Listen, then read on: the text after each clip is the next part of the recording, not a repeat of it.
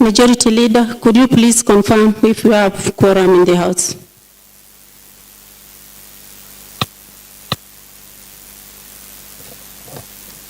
Thank you, Madam Speaker. We have enough quorum. Madam Clerk, could you please take us through the order paper of the day? Order paper number 165 of today, Tuesday, 2nd April 2024 at 2:30 p.m.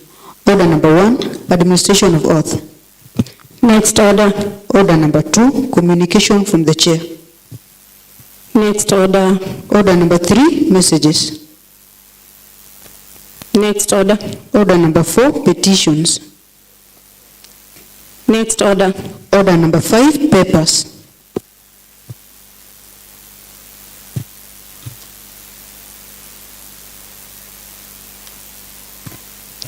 Yes, Majority Leader.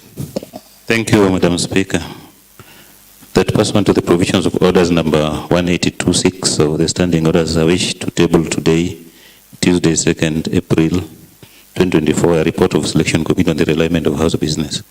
The realignment of House committees. Thank you.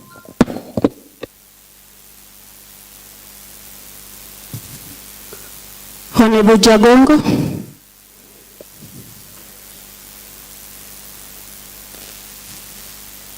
Yep, order paper.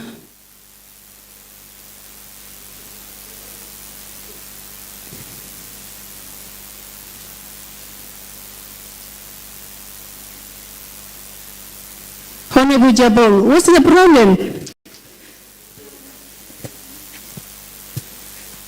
Are you have a paper to lay? What's the problem? Madam Speaker, thank you, Madam Speaker. Madam Speaker, allow me to lay the paper. Madam Speaker, that pursuant to the provision of orders number 182.6 of the standing orders, I wish to table today, Tuesday, 22nd April 2024, a report of Medical Services Public Health and Sanitation Committee for the status of Chulaimbo County Hospital.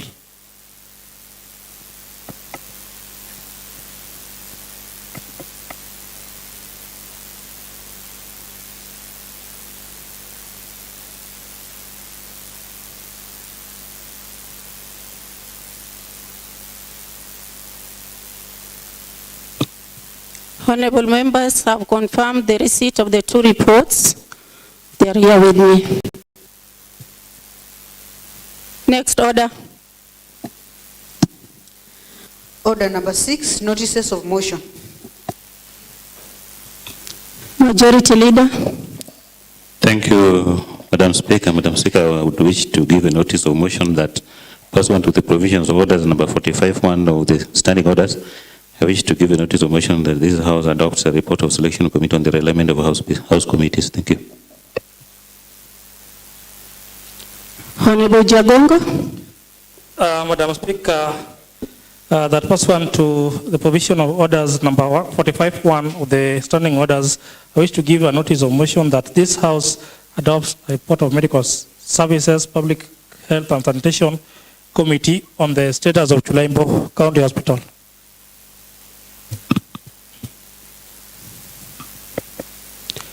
Next order. Order number 7, statements. Yes, Honorable Majority Leader. Thank you, Madam Speaker. I rise to pursuant to orders number 42, 2C, which mandates me in my capacity as the County Assembly Leader of Majority to present and lay on the table a statement informing the County Assembly of the business coming before the House on the following week. Honorable Speaker, this is therefore to bring to the attention of the members and the County Assembly that for the week commencing Wednesday 3rd April to Tuesday 23rd April 2024, the Select Committee on Assembly House Business at its last meeting approved the following tentative businesses to appear in the order papers as follows. On Wednesday 3rd April 2024 at 9 a.m., that is tomorrow, papers to be laid. The Chairperson Finance and ICT, Honorable Karen Odhiambo, will table a report on consideration of the model Intergovernmental Conditional Allocation Transfer Agreement Financial Year 2023-2024. The Vice Chairperson Powers and Privileges Committee, Honorable Benson Adega, will table a report on the committee's benchmarking exercise at Nakuru County Assembly. Notices of motion. The Chairperson Finance and ICT Committee, Honorable Karen Odhiambo, will give the following notice of motion. That pursuant to orders number 182.6 of the standing orders, this House adopts a report of Finance and ICT Committee on consideration of the Model Intergovernmental Conditional Allocation Transfer Agreement Financial Year 2023-2024. The Vice Chairperson Powers and Privileges Committee, Honorable Benson Adega, will give the following notice of motion. That pursuant to orders number 182.6 of the standing orders, this House adopts a report of Powers and Privileges Committee on the benchmarking exercise at Nakuru County Assembly. Substantive business for the day. The Leader of Majority and Chairperson Elections Committee on Selection, Honorable Ken Oko, will move a motion for adoption of a report on the realignment of committees. The MCA for Manyata B, Ward Honorable Nayokombo, will move a motion for the adoption of a report, the matter of proactive disclosure of government information. On Wednesday, 3rd April 2024 at 2:30 p.m., papers to be laid.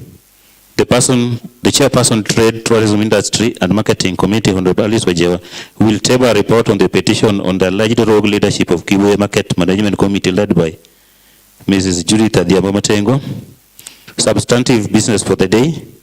The Chairperson, Sectoral Committee on Medical Services, Public Health and Sanitation, Honorable Vincent Jagongo, intends to move a motion on adoption of the report on the knowledge exchange between the committee and Mulago National Referral Hospital. The Chairperson, Social Committee on Implementation, Honorable Henrietta Bodo, intends to move a motion on adoption of the report on the benchmarking exercise at Kilifi County Assembly. On Thursday, 4th April 2024 at 2:30 p.m., substantive business for the day. The Chairperson, Sectoral Committee on Medical Services, Public Health and Sanitation, Honorable Vincent Jagongo, will move a motion for adoption of the report on the status of Chulaimbo County Hospital. The Chairperson, Sectoral Committee on Finance and ICT, Honorable Karen Odhiambo, will move a motion for the adoption of a report on consideration of the Model Intergovernmental Conditional Allocation Transfer Agreement Financial Year 2023-2024. On Tuesday, 22nd April, substantive business for the day. The Chairperson, Central Committee on Labor and Social Services, Honorable Zachary Okoyo, will move a motion for the adoption of the benchmarking exercise of Migori County Assembly.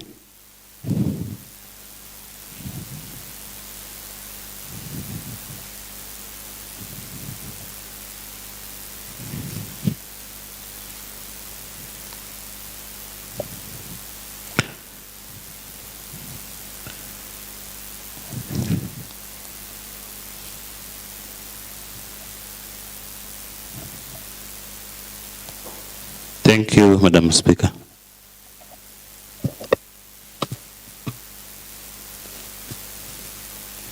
Honorable members, it is still statement hour.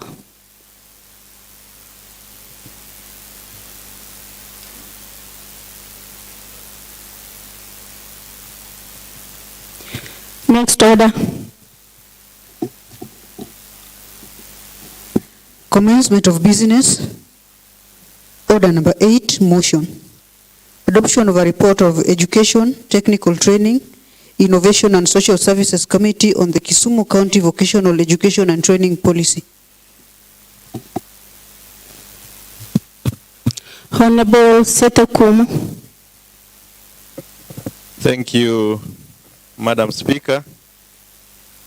Honorable Speaker, allow me to move a motion on the report of the Committee on Education, Vocational Training, Social Services on our consideration of the Kisumu County Vocational Education and Training Policy.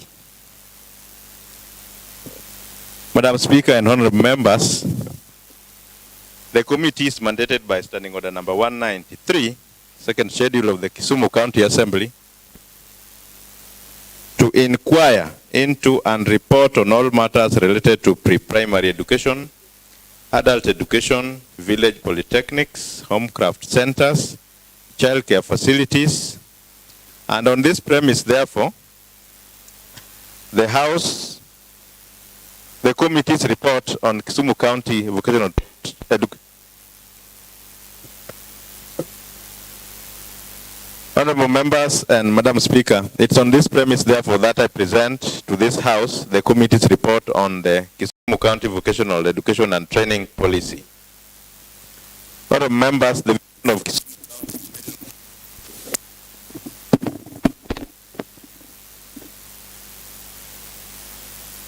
Thank you, Madam Speaker. Madam Speaker, I've always told the Sergeant at Arms that they need to work on this thing, especially the microphone for the person who is moving a motion, so that we don't have this embarrassment, Madam Speaker. But, Madam Speaker, the vision of Kisumu County Education and Training Policy. Yes, Honorable Nyauke, what's the problem? Thank you, Madam Speaker. Madam Speaker, I've looked at my gadget and it seems I don't have that report. Can I just request that it be posted again? I presume it was posted a long time ago, but unfortunately I don't see it. So can it be just posted now? I'll not take an offense for that time of posting. Thank you. Honorable Nyauke, the report was posted on 13th, this last month. So just peruse the WhatsApp, you will find it there. Proceed, Honorable Seth. Thank you, Madam Speaker, for making it very clear. The honorable members, I think it should be a practice that immediately a report is posted, you are given time to read it. I know Honorable Nyauke wants to pretend that he can read the report now and comment on it. I know he's a sharp person, but I think that will be too much for him right now. Honorable members, the vision of the Kisumu County Vocational Education and Training Policy, also referred to as the VET policy, is a skilled and employable human resource that is responsive to county and national needs and global competitiveness. This is based on the challenging yet promising state of vocational education and training in Kisumu, particularly the current inadequacies in VET programs such as low infrastructure and low student intake. Honorable members, the policy thrust of the VET policy is captured and conditioned around challenges as follows. One is on inadequate funding of vocational education and training in the county. Two is on low women and girls enrollment. Three is inadequate opportunities for youth to pursue vocational education and training. And four, need for functional baby care centers and qualified caregivers, teen mothers in VCs.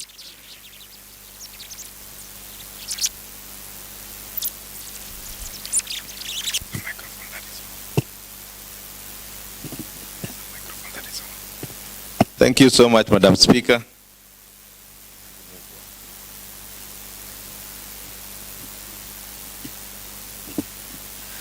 Honourable members and Madam Speaker, the primary objective of VET policy is to adopt strategies for extending and diversifying the VET sector resource base and criteria for resource allocation. The policy further provides the rationale for the expansion and training opportunities to accommodate the increasing youth population and suggest fiscal resource which may be used to achieve the development of VET programs, while also recognizing the deficiencies in the VET sector sourcing, equitable distribution, use, sustainability, and resource management. Mr. Speaker and honorable members, the Kisumu VET policy, which is annexed in that report, was submitted in this county assembly and tabled on the floor of the House on 15th November 2023. Then passed on to Standing Orders number 193, it was committed to the Committee on Education, Vocational Training and Social Services for consideration and review of the policy to find out whether the VET policy is in accordance with the law in its format, style, and content. Honorable members, the committee held productive deliberations during the consideration of the vet policy and made recommendations thereto in the application and implementation of the policy. Additionally, pursuant to Article 196 of the Constitution of Kenya 2010, read together with Section 87 and 115 of the County Government Act 2012, the committee further determined whether the department conducted sufficient public participation for the proposed policy. Discussions were also held with the department responsible for vocational education and training, where the department led by the county executive committee member took the members through the objectives of the policy.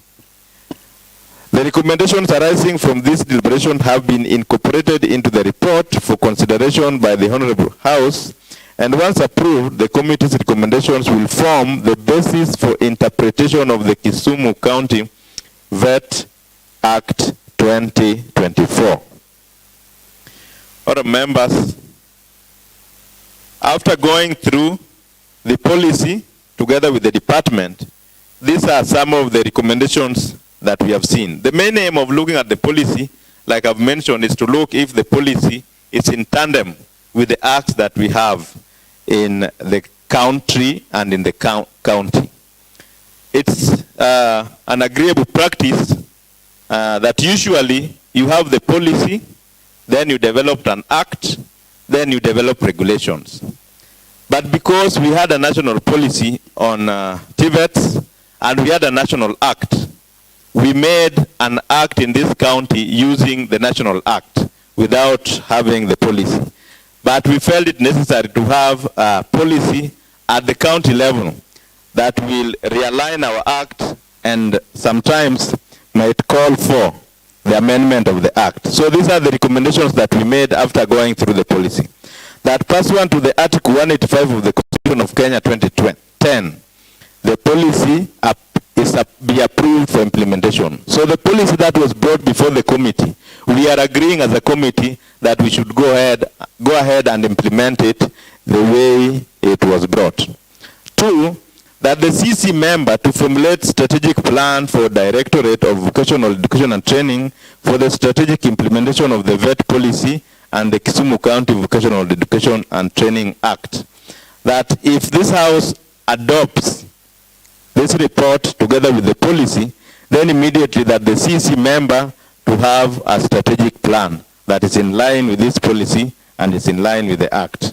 3, that the department should ensure that the policy direction of the VET policy are reflected in the departmental budget beginning the budget for financial year 2024-2025. If this House approves the policy, then in the next budget, we should prioritize issues of vocational education and training based on this policy. Then 4, that the department in consultation with the department responsible for ICT should establish a multi-sectoral committee that will come up with strategy for the rollout of the digital learning within the vocational training centers, and a report be submitted to the county assembly within 6 months upon approval of the VET policy. 5, that the department through stakeholder engagement should spearhead the review of the capitation amount provided for public VTCs and realign it to support the implementation of the policy to improve on the quality of learning and attendance of learners in the VTC. Honorable members, we all aware that currently capitation that is being taken to our VTC is based on the population of a particular VTC. But if you look at the VTC we are having, some are just starting, and with that kind of arrangement, we feel that those small VTCs that are just starting and have few learners might continue to be crippled because there's no point that they'll get enough funds for them to meet their needs as they are new. We feel that we should have a different formula for sending capitation other than the population of students. And we were suggesting this can be based on equal share. Part of the monies that we allocate for VTCs, we can say a percentage, let's say 30% of all those monies is shared equally amongst all the VTCs. We can say another 30% is shared based on population. Another 30% is being shared based on, let's say, the need or the structure requirement of that population and stuff like that. So we are suggesting that the department should have a new formula for sharing capitation in our VTCs. Recommendation number 6, that within the next 3 months, the department, through Vocational Education and Training Fund established in the Kisumu County Vocational Education Training Act 2024, should establish and implement the Vocational Education and Training Data Management Information System to promote accountability and management of disbursed fund.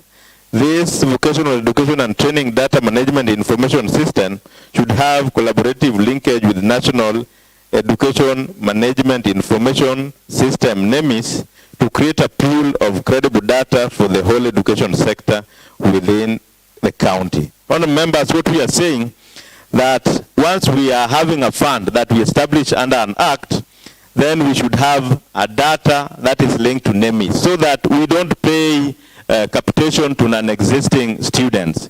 We want that each and every student admitted in a VTC should have a unique number that is only specific to that student. As once we allocated money to that student, that it can only be used to that student. This will ensure that all monies that we send to our VTCs are used for purposes that they are meant to. But the way it is right now, we can have several names, or one student having several allocations given to him in different institutions. Honourable member,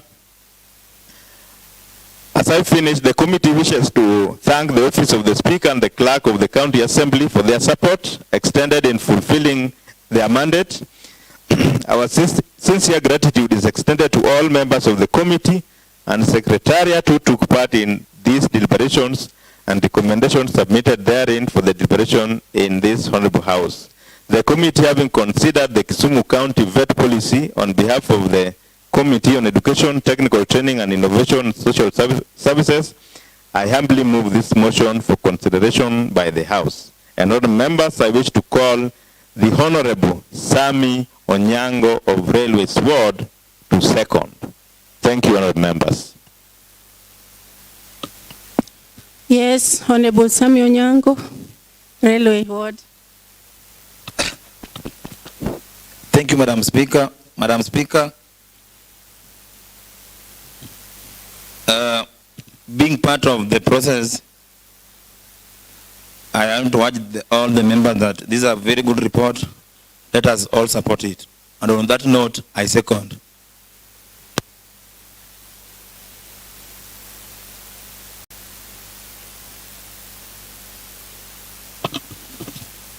Honorable members, now that a motion on adoption of the reports of education, technical training, innovation and social services on the Kisumu County vocational education and training policy has been presented and seconded, I want to propose a question, and I propose that the motion on adoption of the report of education, technical training, innovation and social services on the Kisumu County vocational education and training policy is open for debate.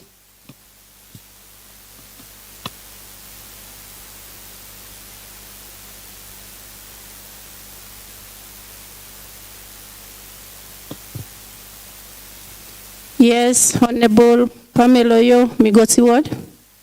Thank you, Madam Speaker. Though I'm not a member of the committee, but I'm supporting the motion.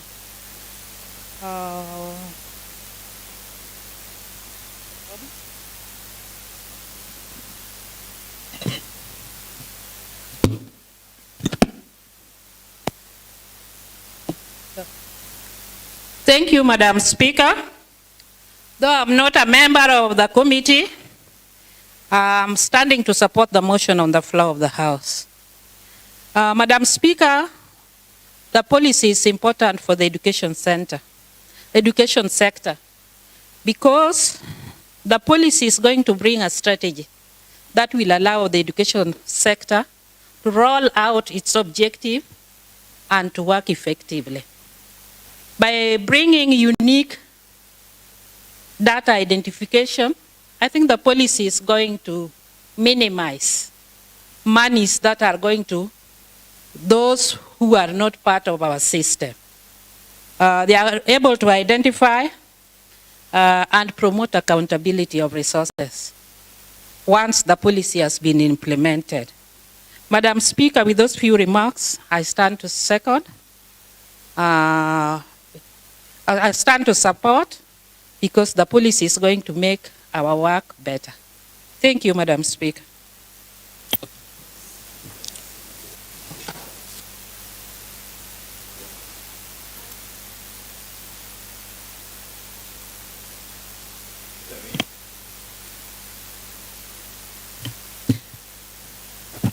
Thank you, Madam Speaker.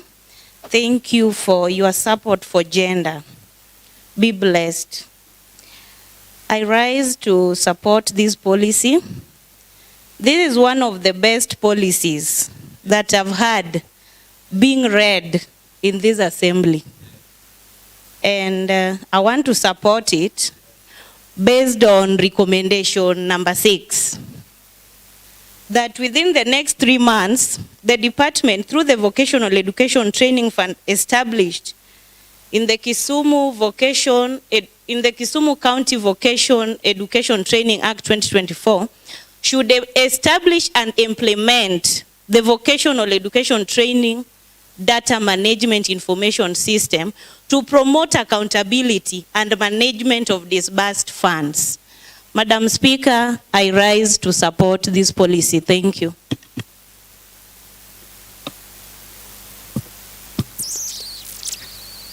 Honorable Henrietta, I've noticed you, but I'll give Honorable Ouko permission.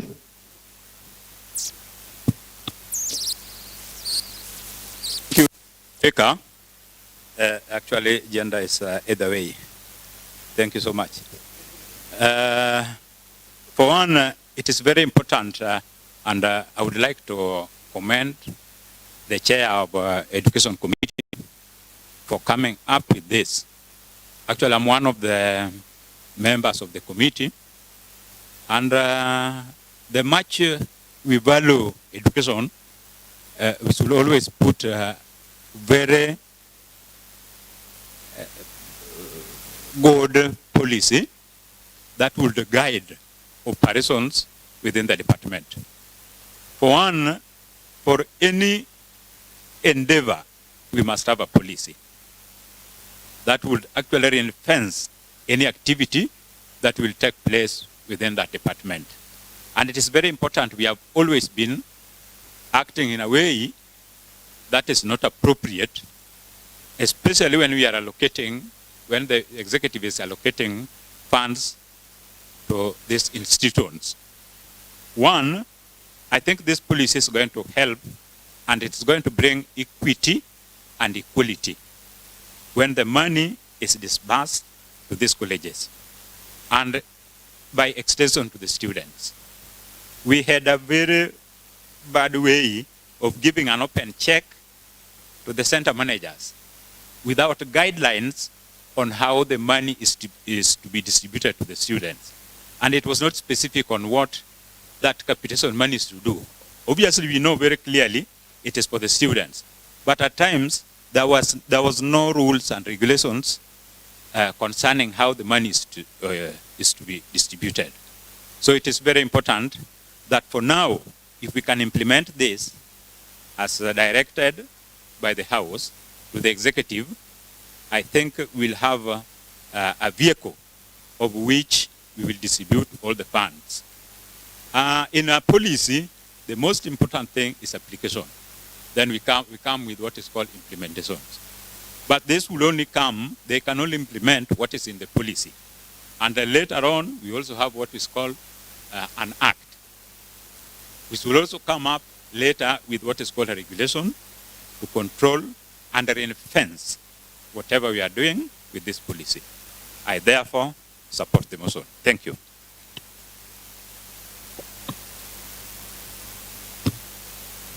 Yes, Honorable Henrietta Bodo. Honorable Nyauki, I've noticed you. Thank you, Madam Speaker. Thank you for giving me this opportunity to support the motion that is before the House. I am a member of Education Committee. And I think as a member of that particular committee, and the committee as a whole, we are dedicated to education. And not only education, but education for boy child and girl child. Because all this gender, they are found everywhere. Even in this house, we have gender. So for us to encourage girl child and boy child to go to school, there are things we have to put in place as a house in order for that to run smoothly. We as a committee have recommendations that we have put in place. And these recommendations would go a long way for both girl and boy child. The digital learning is very, very important. And I wish to congratulate our chair for thinking of this and putting it in place. In this manner, the boy and the girl child, or children who are being, or children who are going to school, or adults who are going to school, can both learn in institutions and can as well learn at home. And I think digital learning is very, very important in the recommendations that we have put in place. This also brings on board the improvement of enrollment in schools. Because you don't have literally to carry your bag and go to school. You can still learn at home. Your exams will be marked. And the other recommendation is the amount of period of time that we as a committee have put in place.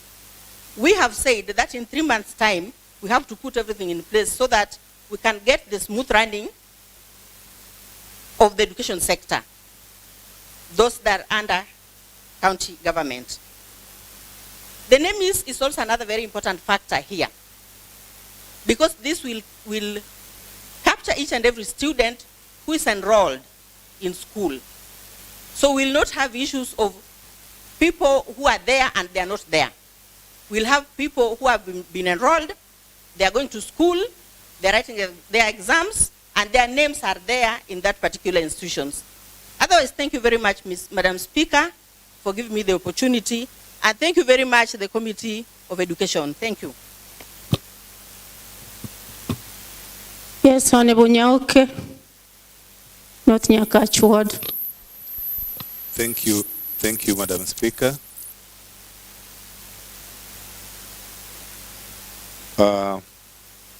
Madam Speaker, I want to first give a lot of appreciation to the chair who has read this report, Madam Speaker.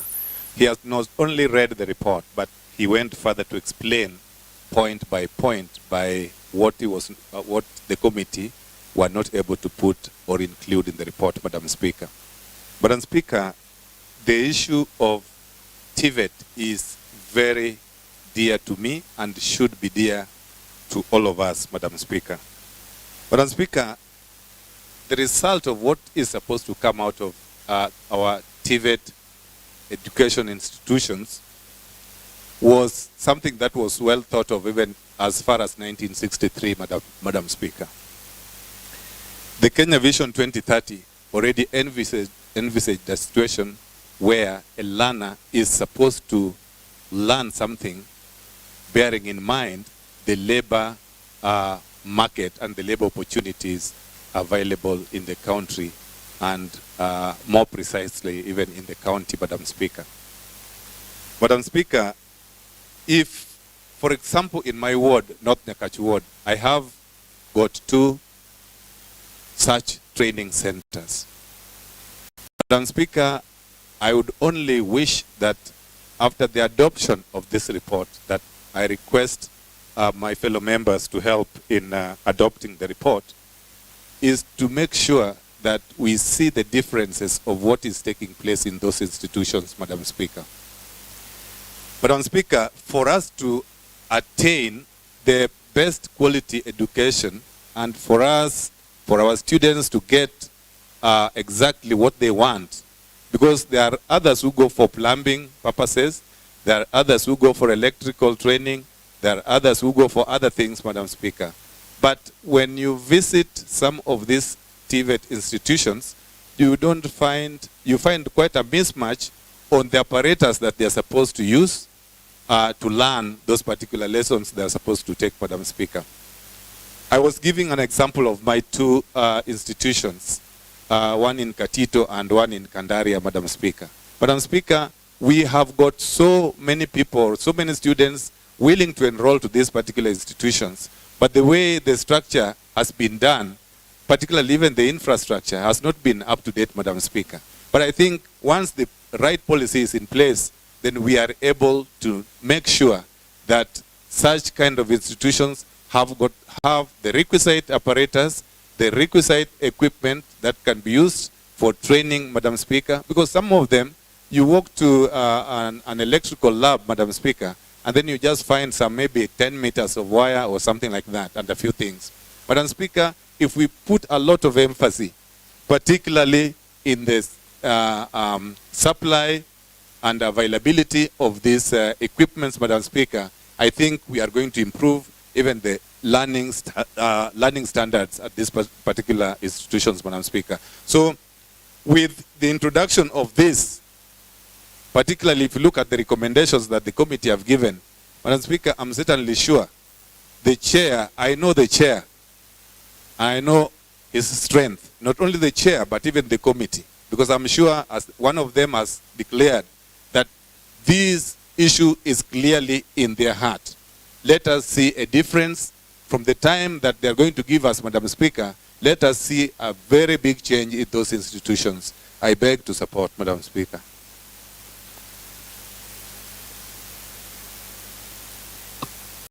Yes, Honorable Obaso.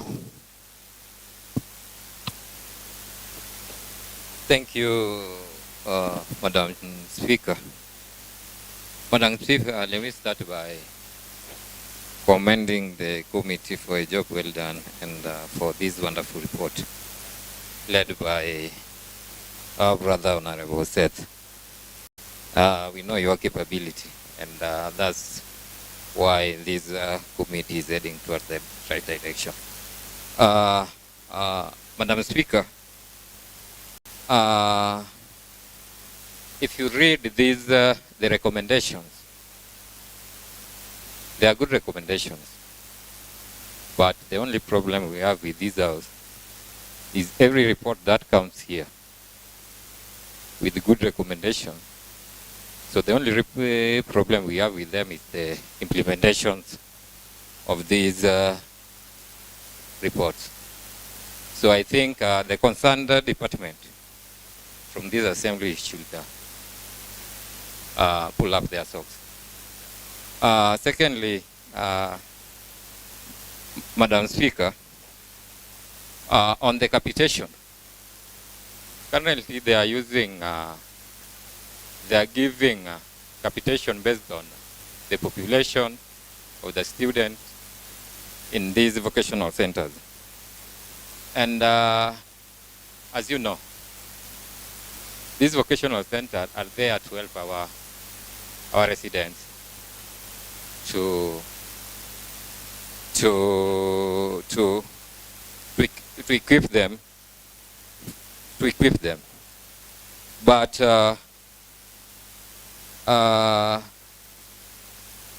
you find that with the population that is being considered, you will find that there are a lot of vocational centers that will always lag behind because of their population. So you will find that the ones that will keep growing are the ones that will keep getting more money. So I think that should be reviewed. Thank you, Madam Speaker.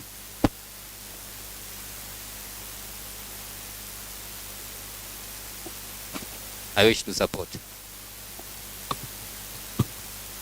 Honorable Kevin Oraro, Kolwa Central. Thank you, Madam Speaker. as I was passing through the report that I have and trying to look at the objective of the report, Madam Speaker, it is at the initial stage that we are talking about the bigger thing called the vet policy. And the committee was very keen to say that the policy is supposed to work on capitation, registration, training, accreditation, licensing, and finally certification, Madam Speaker. As I was perusing further, get information about issue to do with human resource, collaboration and partnership, providing other curriculum activities, and many, many other things. Madam Speaker, truth be told, many of our vocational training colleges are not attracting students from within the locality. The purpose, the objective meant for those VTC is not being achieved because of many problems. And funny enough, because TVET, the TVET remained with the national government, majority of students prefer to go to the TVET institution and leave most of the vocational training college without attending to them. I'm lucky to host one of the vocational training college in Kolwa Central in Kisumu East, and I think is one of among the few that exist in Kisumu East. If you look at the population, you'll be surprised that majority of the locals are not even attending to those institutions.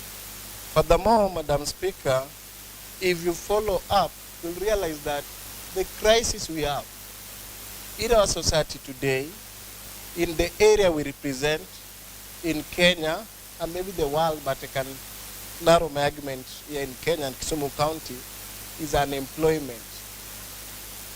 Unemployment is the crisis that we have today among the youths.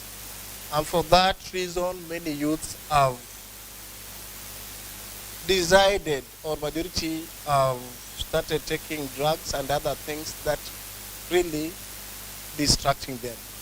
When a member and a senior member comes up with a report that can at least uplift our vocational training college, we need to know that actually we have not achieved much by trying to fund a lot of secondary education and less when it comes to vocational.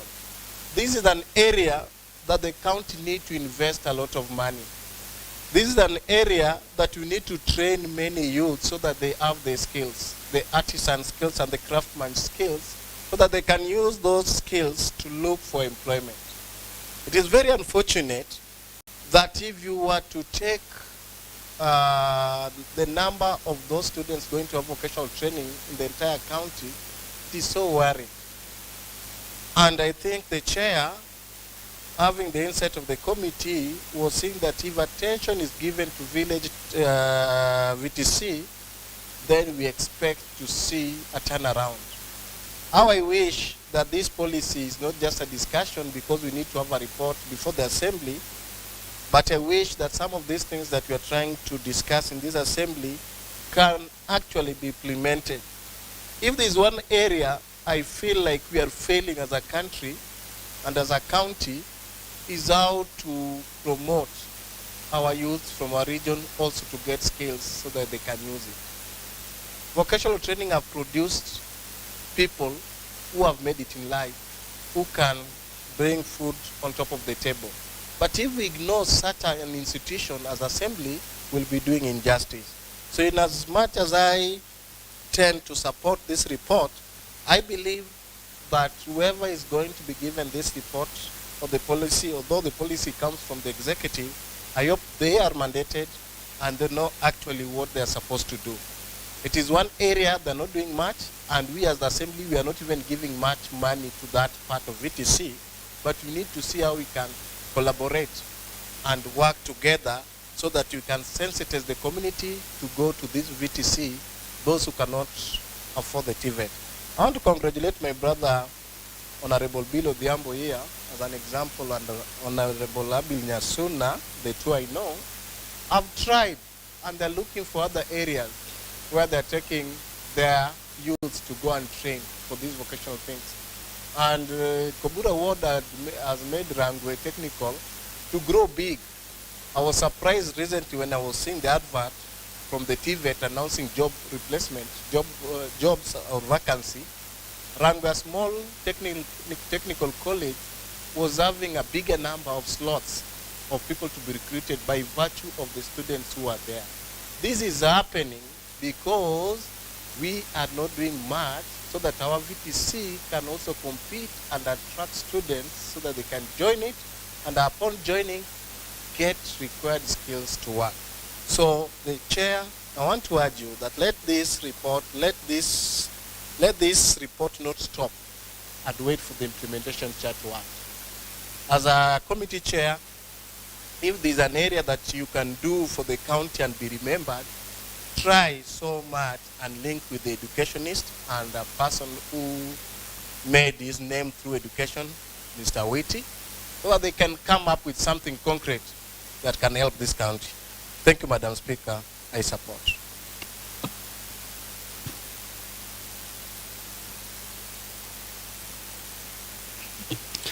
Honorable Rati Boyton. Thank you. Nyalenda B. Nyalenda A, sorry. Madam Speaker, thank you. Madam Speaker, there are only two items that I want to echo. And before I do that, Madam Speaker, allow me also to thank the chair of this committee, including the members of the committee. Madam Speaker, one item that I want to mention out that has been itemized clearly by the committee is capitation. Capitation is very important in these centers because population varies. The number of students we may be having, for instance, in Rotary may be far much different from the number of students that we have in Akado and such kind of differences. So the population that is balanced as per the capitation that is balanced as per the population of the student is very key. The county government needs to put more efforts in terms of this capitation so that these centers run effectively. For that, Madam Speaker, that item, as I said, is very, very important. Number two, Madam Speaker, I want to urge the chair and the committee, plus this house at large, that there is a problem that we need to identify and give cure in these centers.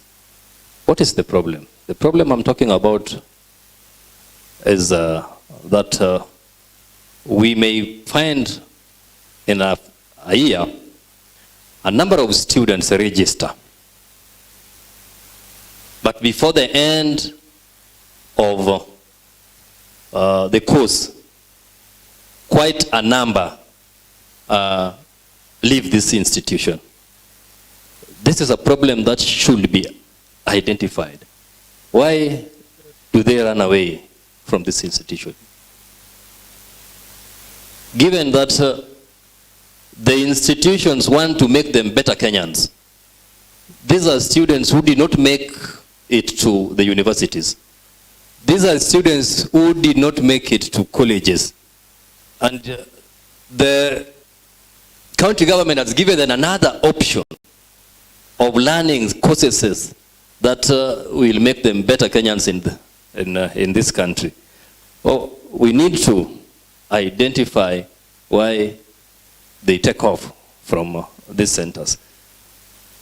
Madam Speaker, I'm talking out of experience. In the year 2021, 22, that was last year, the other year, I managed to mobilize quite a number of students and took them to Akado Polytechnics.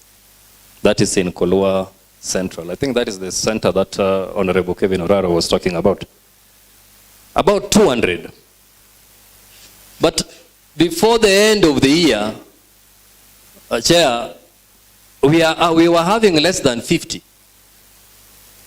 I tried to trace where this student and why they left these centers, but I could not come up with tangible information. Last year, I took quite a number to Rotary. Fortunately, the ones in Rotary, almost 90% are still there. So we need to understand why some centers are not keeping up the students while other centers are doing well. So if this is also taken into consideration,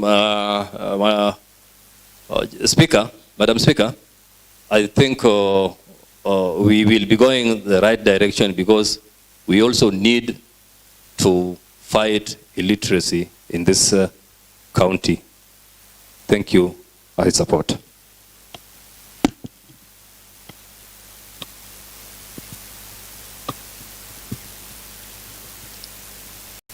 Honorable Millicent Omuya. Yeah, thank you, Mr. Speaker. First, I want to take this opportunity to congratulate the education team for the job well done. My concern might not be very different from what other colleagues have said, but majorly I just want to emphasize on issue of capitation. Where does this money for capitation come from? Sometimes back I really wanted to know, and it's like I was being told that it is coming from the national government, through the county, to the institutions. I have an institution by name Mariwa Village Polytechnic. Sometimes back it had a very, very low population. But as we speak, I can say that we have a very vibrant manager who has made the population to rise. And when you want to know keenly what is happening in terms of capitation, I'm told the manager will send the number of students that they have. And I believe that if I am a manager and I send names of 200 students, then it means that the 200 students must get the money. But at times you fail to understand what is happening, because if it is coming from the government, it's coming for 200 students through the county, and when it's reaching the institution, you will realize that capitation money has been sent for maybe a quarter of the population. It's just my prayer that through our able chair, kindly look into the issue of capitation, because it's like the institutions are being played. Then come to the issue of getting places for the breastfeeding students. I can tell you that it's a very pathetic situation. Like my village polytechnic was done in so many years. before. It's a very old institution. There were no provision for dormitory. There were just some small workshops and some small administration block. And then my area MP came and did some small dormitory. I can tell you, if you go to that institution in the evening, you will find that the classes have been converted into dormitories. The students are there with their mattresses and blankets and their jikos sleeping on the floor. On that issue, I'm also pleading with the chair. Kindly, when you are talking or doing a recommendation on infrastructure, let's consider doing dormitories for students who could be coming far from the village. I'm ending at that, and I'm in support of the report. Thank you so much.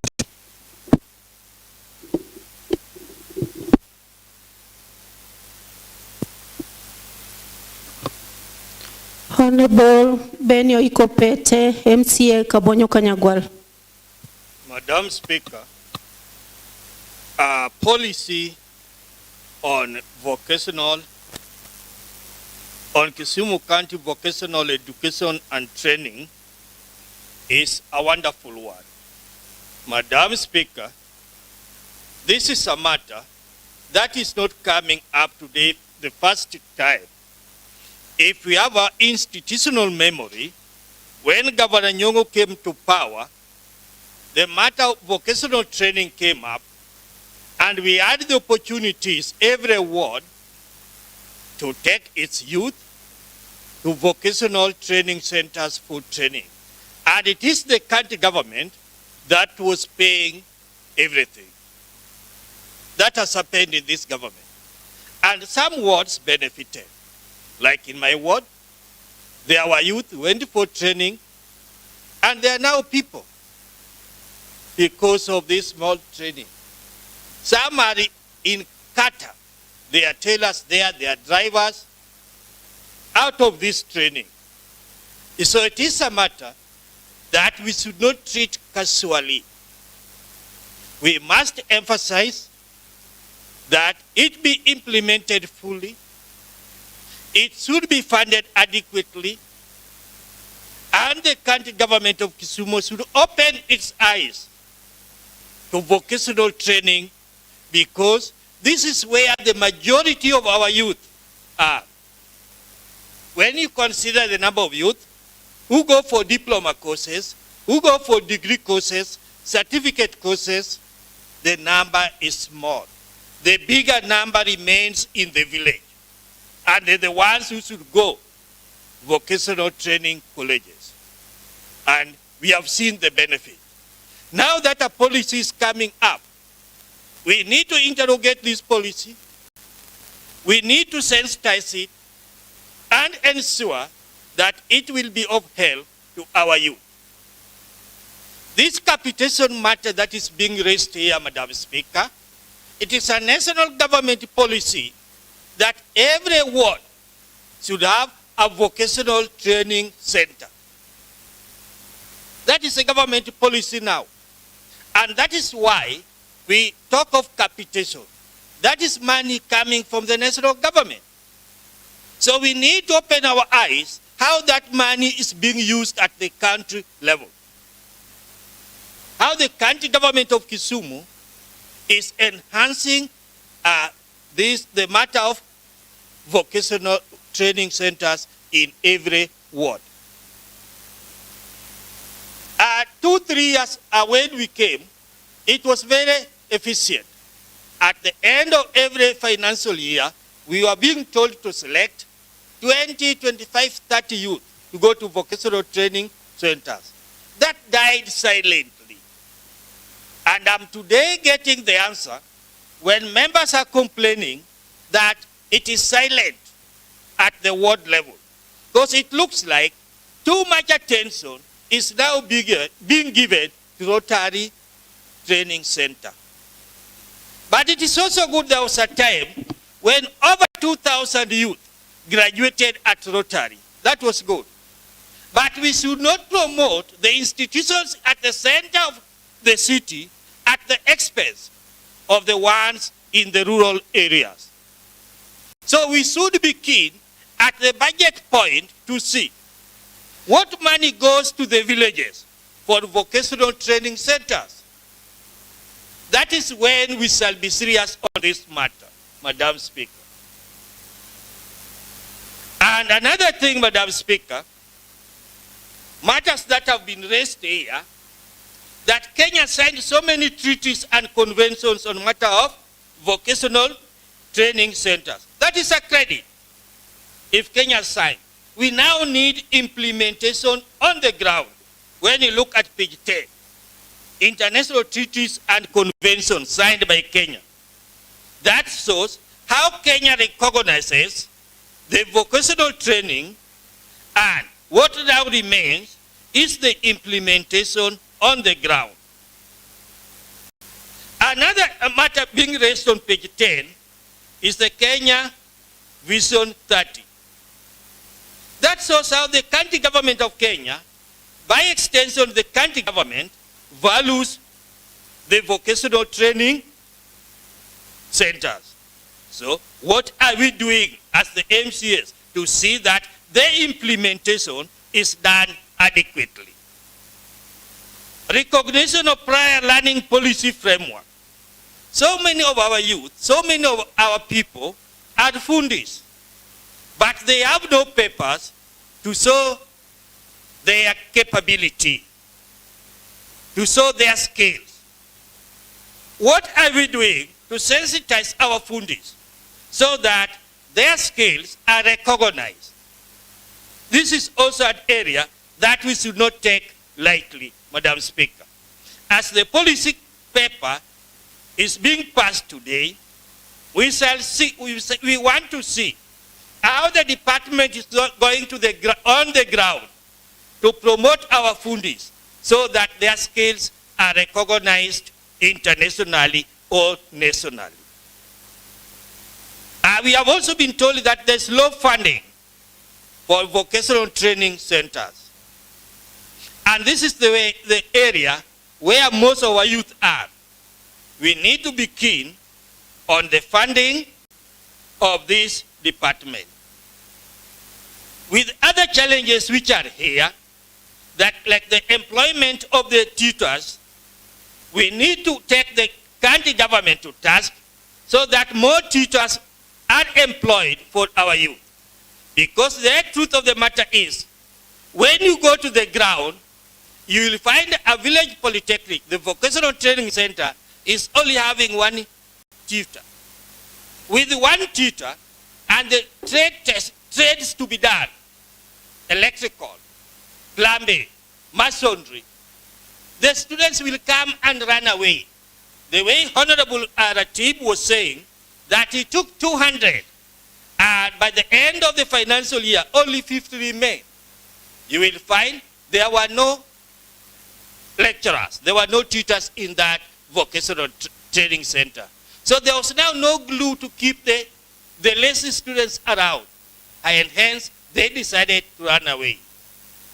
The serious ones decided to cling on.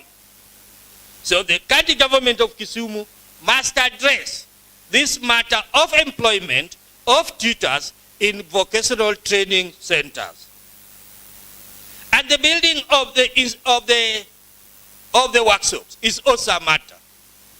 If you are given good funding, the more workshops will also be put up. And this will attract our youth. You will find in a vocational training center, there is only one classroom to accommodate 3 or 4 trades. The youth become discouraged. The policy paper is a good one, and we need to move with it so that we see the success. And it is in good gesture that Professor Nyong'o started this immediately came to the office. So I hope we shall move with this policy. We shall be keen on the budget to ensure that our youth get artisan courses training so that they are able to earn their living. Madam Speaker, I so contribute.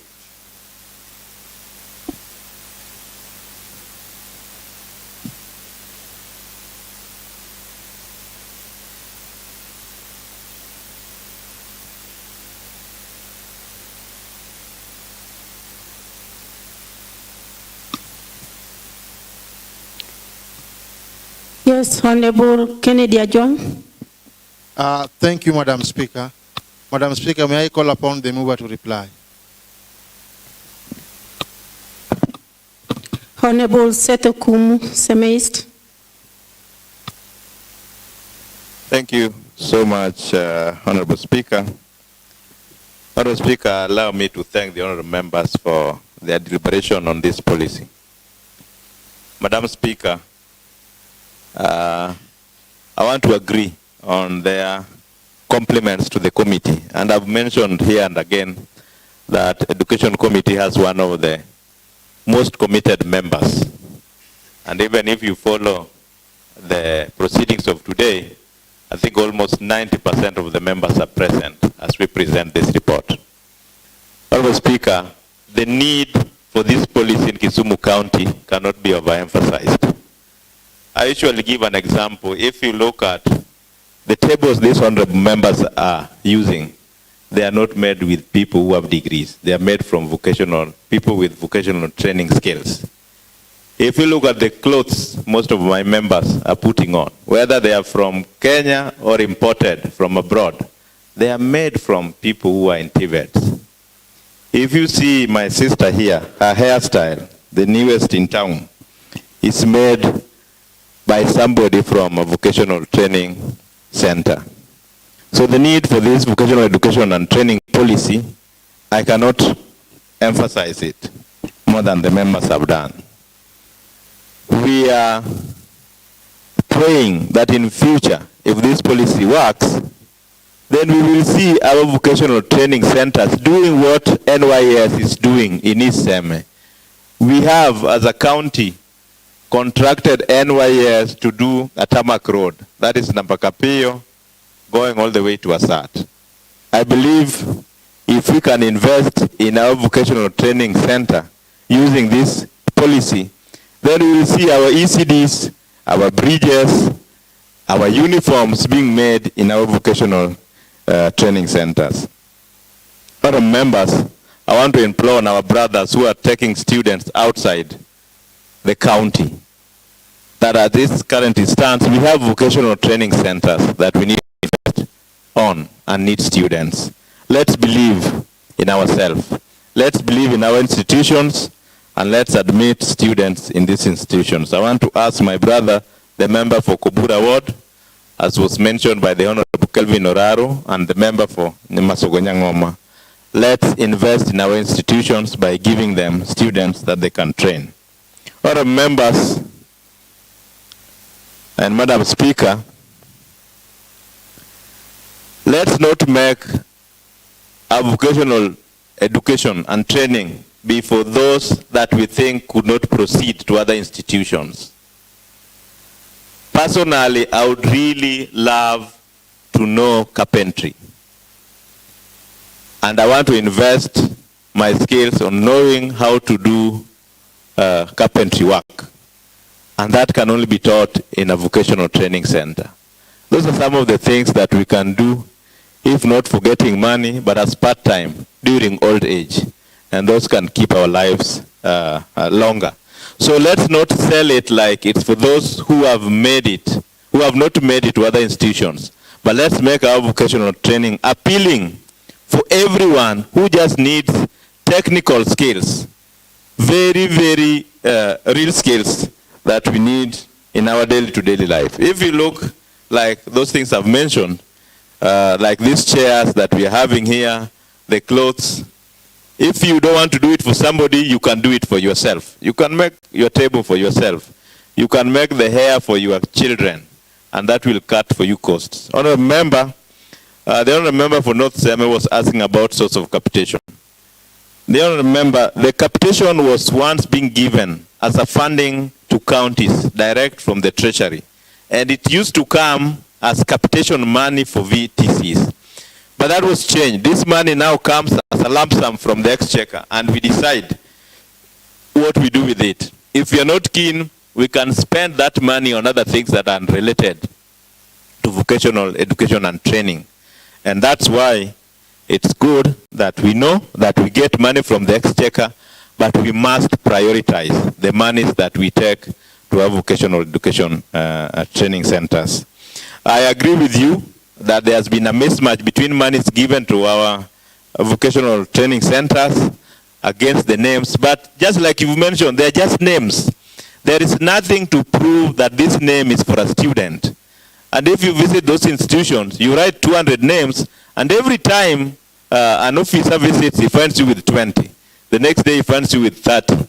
The next day he finds you with 10. The next day he finds you with 40. But you insist that you have 200. But when we have naming system, then we will know that this name is for this student and the reports on these days based on the courses that they are taking. So that has really affected capitation distribution. And that's why we want the naming system attached to the way our capitation is being given. Honorable Member, I have challenged you over and over. It's important and very, very important, and I really appreciate that our kids need bursaries. And we spend a lot of money on bursaries. Every year we spend 205 million on bursaries. And this is bursaries for secondary and tertiary colleges. And we only give 45 million to capitation for our VTCs. Secondary school and universities were not devolved functions. I would have loved a situation where we even have half and half. As much as we need bursaries for secondary education and university education, but that has made us forget our key role that we were given by the 2010 Constitution. And now we are spending so much money on bursaries and forgetting vocational training centers, and so are ECDs. So the honorable members, as we are looking for resources to give these institutions, I would suggest that going into this financial year, let's make it a priority that our vocational training centers are as important as we have written in our policy, and they need funding. If we can invest on them, we shall have a turnaround that my brother Honorable Kelvin was talking about. Thank you so much, Madam Speaker. I beg to reply. Honorable members, now that the motion on adoption of the report of education, technical training, innovation, and social services on the Kisumu County vocational education and training policy has been presented, seconded, and debated, I want to put a question. And I put that as many as of the opinion that the motion on adoption of the report on education, technical training, innovation, and social services on the Kisumu County vocational education and training policy as presented and deliberated upon be adopted, say aye. As many as of the contrary opinion say nay. The ayes have it.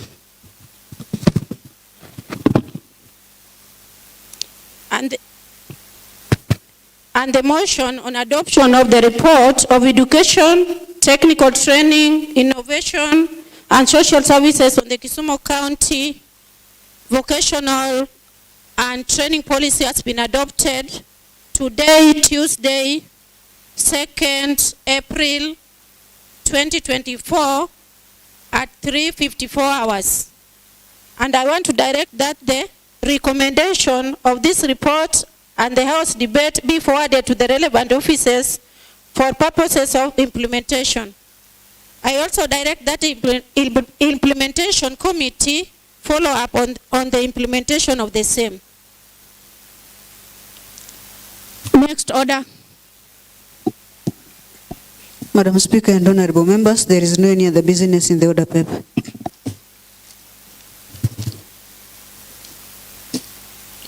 Honorable members, being no any other matter to be discussed. They all stand adjourned till tomorrow, Wednesday, 3rd April, at what time? 9 a.m.